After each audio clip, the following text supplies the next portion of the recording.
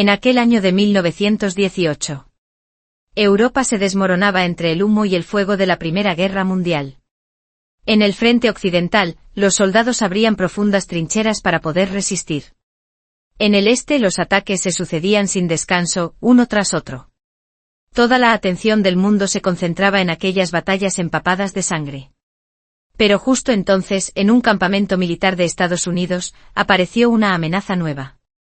Un enemigo invisible y silencioso se colaba en cada respiración, en cada roce de manos, en cada contacto mínimo entre personas. Esperaba con paciencia el momento de desatar una desgracia aún más terrible que la guerra que ya estaba consumiendo al mundo. Era una variante mutada del virus de la gripe H1N1, que más tarde recibiría el nombre de gripe española. Cuando la enfermedad empezó a extenderse por las trincheras de Europa, las potencias en guerra hicieron todo lo posible por ocultar la verdad. Temían que dar a conocer la situación minara el ánimo de los soldados y sembrara el pánico entre la población civil. Mientras tanto, España, un país neutral, sí se atrevió a publicar abiertamente el número de casos en sus periódicos. Por eso la enfermedad terminó cargando con el nombre de gripe española. La pandemia comenzó el día 4 del año 1918 en la base de Fort Riley, en Kansas, Estados Unidos. El primer paciente registrado fue el cocinero Albert Go, un soldado que reportó síntomas de fiebre y gripe. A partir de ahí, la enfermedad se propagó a toda velocidad por otras bases militares. Sin embargo, en medio de una Primera Guerra Mundial despiadada, el gobierno estadounidense decidió restar importancia a la gravedad de aquella amenaza. Mantener la moral de combate de las tropas era la prioridad absoluta. Así que tranquilizaron a la población asegurando que solo se trataba de una gripe fuerte. Esa confianza ciega fue la chispa que encendió una tragedia imposible de imaginar. Cuando los nuevos reclutas fueron enviados a Europa, el virus H1N1 se embarcó con ellos en silencio. Decenas de miles de soldados sanos, portadores del germen que había surgido en Fort Riley y en otros campamentos, subieron a los barcos rumbo al viejo continente. En las bodegas estrechas y sofocantes de aquellos transportes, el virus se propagó sin control. Bastaba una tos, un estornudo para que saltara de un cuerpo a otro, convirtiendo el barco de tropas en un ataúd flotante. Cientos de miles de soldados estadounidenses y aliados llevaron el virus hasta las líneas del frente. En el entorno sucio, abarrotado y tenso de las trincheras, el H1N1 encontró un terreno perfecto para expandirse. Las condiciones extremas de vida debilitaban el cuerpo y el ánimo, dejando al sistema inmunitario de los soldados sin fuerzas para enfrentarse a un enemigo nuevo y despiadado. Un apretón de manos, un abrazo o incluso unos minutos de descanso en una tienda llena de gente bastaban para que la infección pasara de uno a otro. Y cuando los soldados volvían a sus hogares en los permisos, el virus regresaba con ellos, cruzando océanos y avanzando sin descanso por todos los rincones del mundo. En muy poco tiempo, la epidemia convirtió todo el planeta en un nuevo campo de batalla. Allí ya no se veían uniformes, pero cada persona pasó a ser una posible víctima. Aquella fue la primera ola, un brote con una peligrosidad relativamente moderada, que muchas veces solo causaba síntomas parecidos a los de un resfriado. Por eso mucha gente se confió y pensó que no era para tanto. En realidad, el virus solo estaba cambiando por dentro, afilando poco a poco sus armas para atacar con una ferocidad que nadie esperaba. Pocas semanas después, la segunda ola estalló con una rapidez vertiginosa y una crueldad difícil de asumir. La nueva variante del virus parecía muchas veces más letal. Esto se vio con toda claridad cuando llegó al campamento de Fort Avens, en Massachusetts. Al principio, los síntomas eran los típicos de la gripe: fiebre, dolor de cabeza, cansancio. Pero pocas horas más tarde la temperatura subía de golpe, transformando el cuerpo en un horno encendido. A la vez, los pulmones eran atacados con una violencia brutal, provocando ataques de tos tan fuertes que desgarraban los músculos abdominales e incluso podían romper las costillas, haciendo que la sangre brotara sin parar por la nariz y la boca. Cuando los pulmones ya no eran capaces de absorber oxígeno, la piel de las víctimas empezaba a cambiar de color. De un tono pálido pasaba al morado, luego a un azul oscuro, ceniciento, hasta llegar a un negro azulado que helaba la sangre de quien lo contemplaba. Era la señal de que el oxígeno en la sangre se había agotado casi por completo. Al mismo tiempo, los vasos sanguíneos se deterioraban y la sangre se filtraba hacia afuera. Las manchas de hemorragia bajo la piel se hacían visibles, y en las mejillas aparecían hinchazones del tamaño de una fresa. Víctor V., jefe del Departamento de Enfermedades Infecciosas del Ejército estadounidense, fue testigo directo de toda la tragedia en Fort Devens, Massachusetts. Describió aquel escenario como si fuera una novela de terror, el olor que desprendían los moribundos, el aire cargado de muerte. En cuestión de horas aquellos hombres se apagaban. Las enfermeras no daban abasto para mover los cuerpos. Solo podían apilarlos a los pies de las camas, con los pies asomando, esperando a que alguien llegara para llevárselos. La catástrofe de Fort Devens fue una advertencia tremenda, pero las ciudades no reaccionaron con verdadera firmeza hasta que tuvo lugar un suceso clave. El 28 del año 1998 se organizó en Filadelfia, Estados Unidos, un desfile para recaudar fondos destinados al esfuerzo de guerra. A pesar de las advertencias de los especialistas, las autoridades actuaron con imprudencia y soberbia, permitiendo que el evento se celebrara en plena crisis sanitaria. 200.000 personas abarrotaron las calles. Una semana después, más de 2.600 de ellas habían muerto. Y aquello solo fue el principio. Durante el mes siguiente la cifra de fallecidos se disparó hasta llegar a 12.000 personas. Las funerarias trabajaban sin descanso, día y noche, pero aún así no eran suficientes. Los cadáveres se acumulaban y muchos terminaban enterrados en fosas comunes. Ese fue el precio de no tomarse en serio la salud pública. Ante una desgracia de tal magnitud, muchas ciudades comenzaron a aplicar medidas estrictas para frenar la propagación del virus. Escuelas, iglesias, cines y todo tipo de espacios públicos fueron cerrados. En San Francisco, el gobierno local decretó la obligación de llevar mascarilla. Aquel objeto en aquel tiempo no era más que un trozo de gasa o de tela áspera. A pesar de su sencillez y de que su efectividad era limitada, se convirtió en un símbolo de vida y de responsabilidad hacia los demás. Ponerse la mascarilla dejó de ser solo obedecer una norma, se volvió una promesa silenciosa de proteger la propia vida y la de quienes estaban alrededor. Pero no todo el mundo estaba dispuesto a aceptarlo. Nació un movimiento de protesta que se llamó a sí mismo Liga Antimascarilla. Consideraban aquella obligación una agresión directa contra su libertad individual, un gesto absurdo y sin base científica. Decían que las mascarillas no servían para nada, que dificultaban la respiración y que además, los hacía parecer ridículos.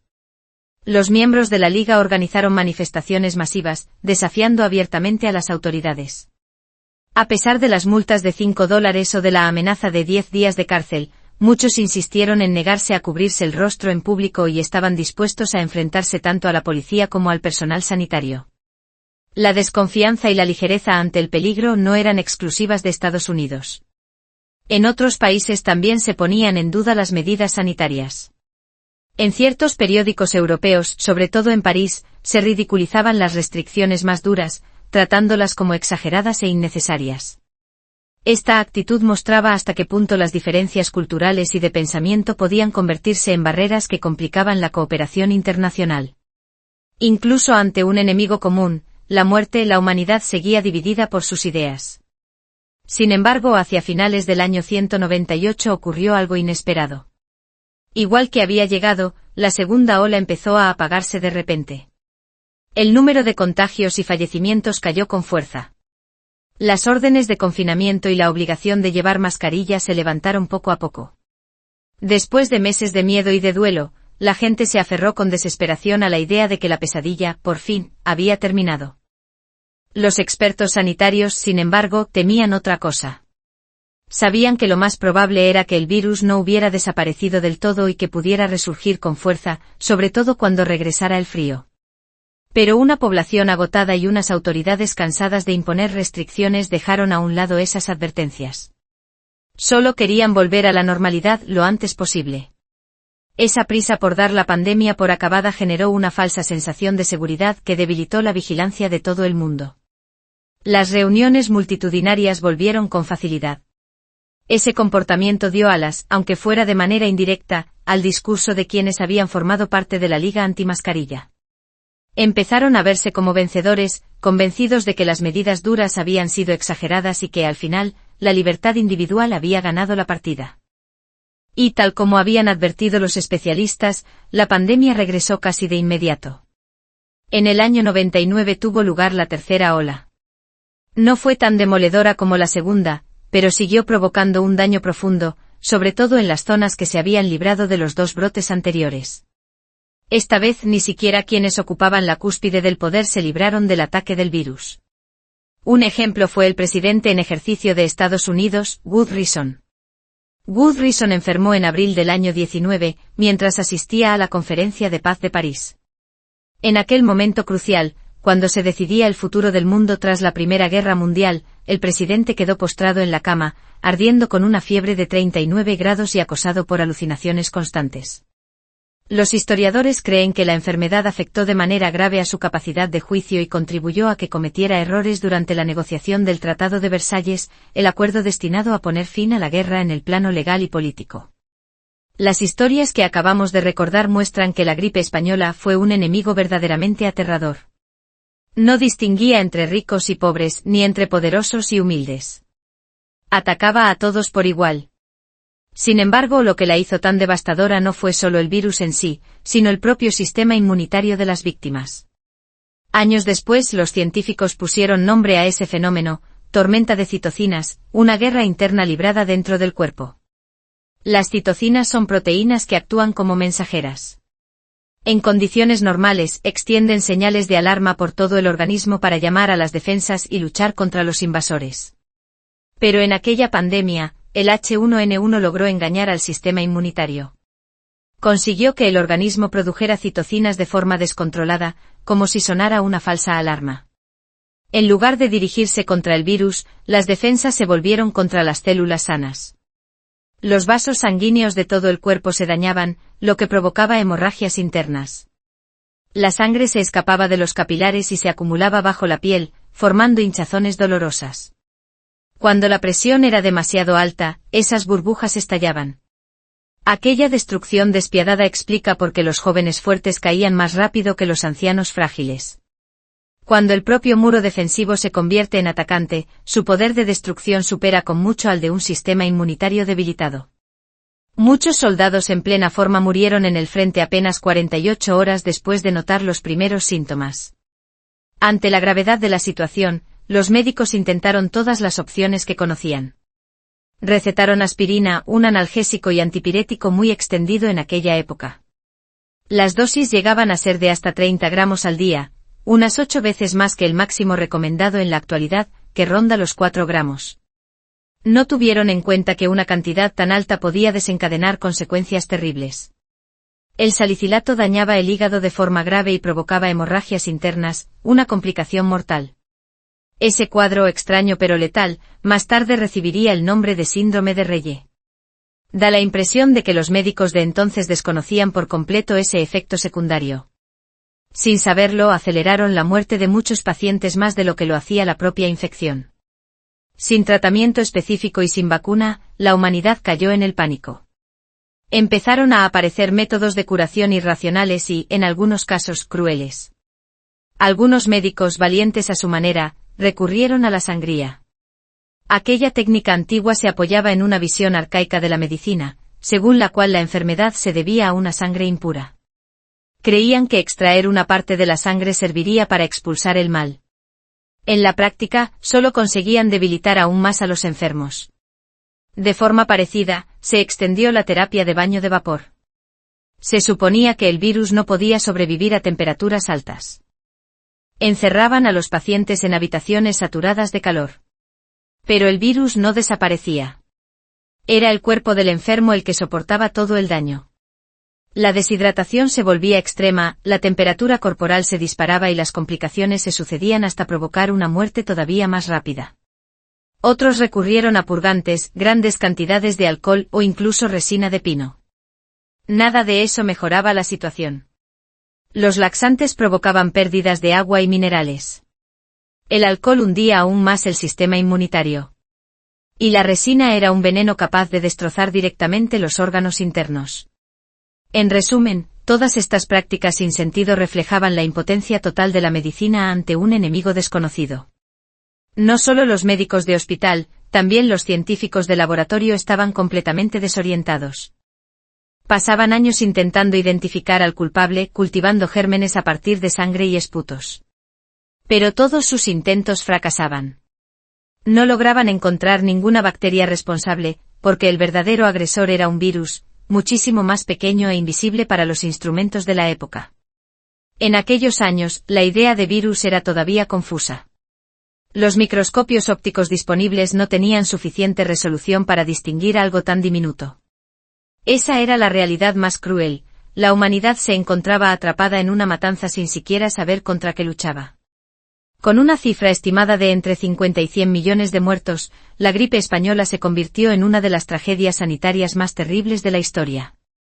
Incapaces de confiar ni en la medicina ni en la ciencia, las personas se agarraron a lo único que les quedaba: su espíritu.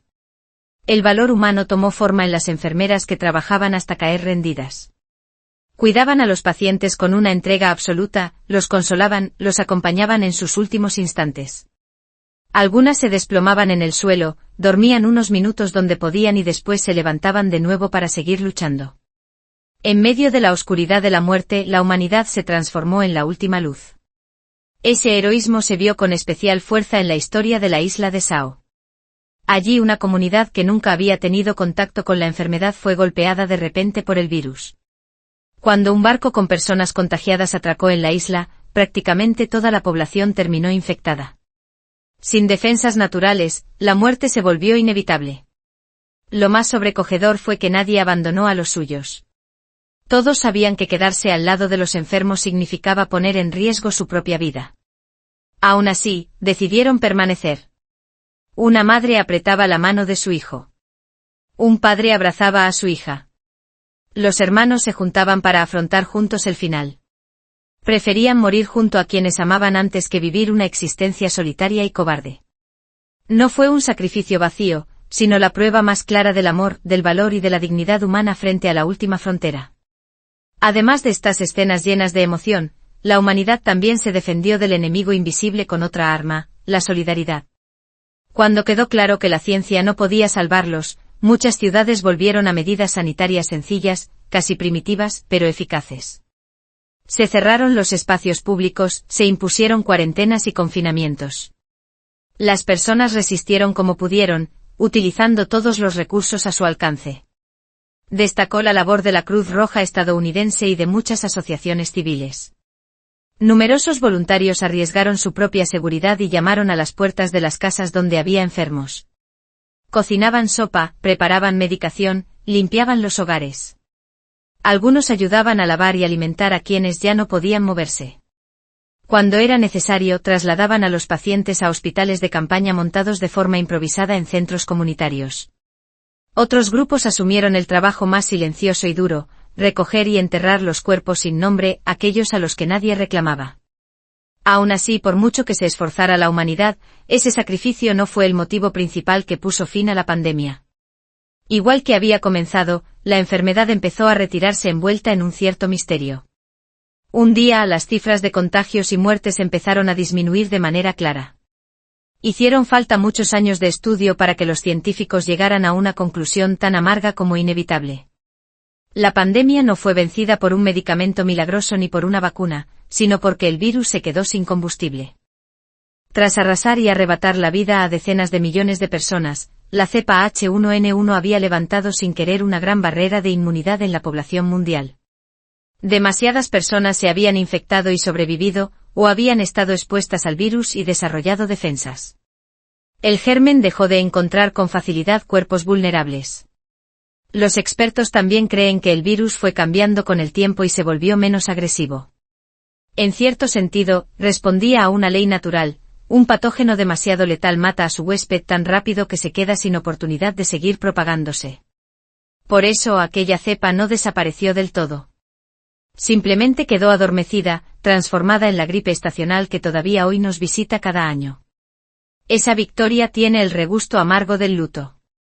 Toda una generación pagó con su vida el derecho a la supervivencia de las siguientes. Tras la pandemia, el mundo tuvo que enfrentarse a un escenario desolador. Millones de niños quedaron huérfanos. La confianza en la medicina y en los gobiernos se resquebrajó. Pero de ese mismo dolor nació un impulso de cambio. La tragedia empujó a la medicina hacia adelante y abrió una nueva etapa para la microbiología. Los científicos empezaron por fin a centrarse en serio en el estudio de los virus, y no solo en las bacterias. Y aún así, el legado más profundo de aquella pandemia no está en los avances científicos, sino en la advertencia que dejó grabada en la memoria colectiva. Los virus de entonces no han muerto. Solo duermen. Por mucho que avance la civilización, seguimos siendo seres frágiles ante la fuerza de la naturaleza. Y cada vez que nos dejamos llevar por la soberbia, cada vez que confundimos el poder humano con invulnerabilidad, basta un soplo, un viento leve, para que aparezca una nueva amenaza. Un enemigo que no se ve, que no se puede tocar y al que no se puede vencer con armas.